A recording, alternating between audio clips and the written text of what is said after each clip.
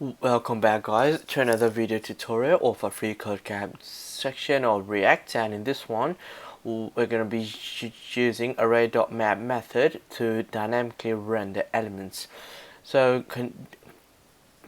basically conditional rendering is useful, but you may need your components to render an unknown number of elements. Often in reactive programming, a programmer has no way to know what the state of an application is until runtime. And that's because so much depends on the user's interaction with that program. Programmers need to write their code to correctly handle their unknown state ahead of time, which is called being prepared in advance. And utilizing Array.map method in React illustrates this concept. So say for instance you create a simple to-do list, alright, app, and as a programmer you have no way of knowing how many times a user might have on their list. So they might have 1, 2, 3, 4, you never know. But so what you need to do is you need to set up your component to dynamically render the correct number of list elements long before someone uses a program decides that today is a laundry day. Yep, typical example, I guess.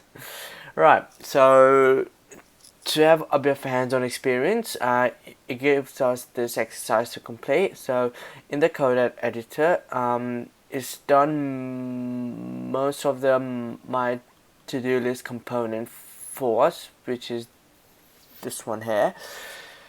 Some of this code should look really familiar if you completed the past couple of challenges on a controlled form. And you'll also notice a text area which is over here. Where's it gone? Yep, here. And a button as well, which is over here. Alright, and along with a couple of methods that track the states, but nothing is rendered to the page yet. Cool. Right, so it says that inside the constructor create a this.state object that defines two states. User input should be initialized as an empty string, and to-do list should be initialized as an empty array.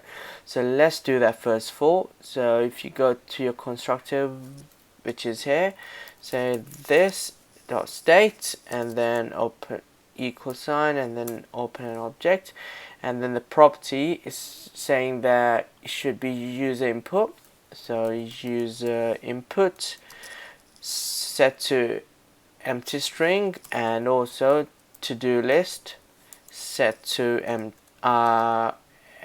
empty array. Yeah, all right. And then it says next delete the comment in the random method next to items variable. So where's the comment next to the random method? Yep, here we go. That's our random method, and that's the component. So we delete all this. Alright, and now what we need to do is map over the to-do list array stored in the component's internal state. Alright, so we're gonna map over to-do list, so which we're going to access from the state. So set to-do list, and then map, and then components internal state. Alright, we've done that, and dynamically render li for each item. Okay, so this is going to be our method here, an arrow function, pass here parameter called items, and then an arrow. Okay, and And then what we want to do is create list link tag, list tag for each of the item. So link and list and then items. Alright, and then close the tag. Alright, cool. So I think that's by really. And then it says that try entering the string eat, code, sleep into the text area. So this is our text area. So we're gonna do eat, code, sleep, and repeat. Alright, and if we create the list, here we go. It's all come in bullet points. Alright, so you may also know that all sibling child elements created by a mapping operation like this do need to be supplied and a unique key attribute. Don't worry, this topic is of the next challenge. Alright, so this is it for this tutorial, I guess. And yeah, perfect. We're past the challenge. You're a stupid, you're a shooting star, I believe you are. Alright guys, I really hope you learned how to use Array.map method and to dynamically render elements. And if you have any questions, feel free to comment below and I'll make sure I'll get back to you as soon as I can.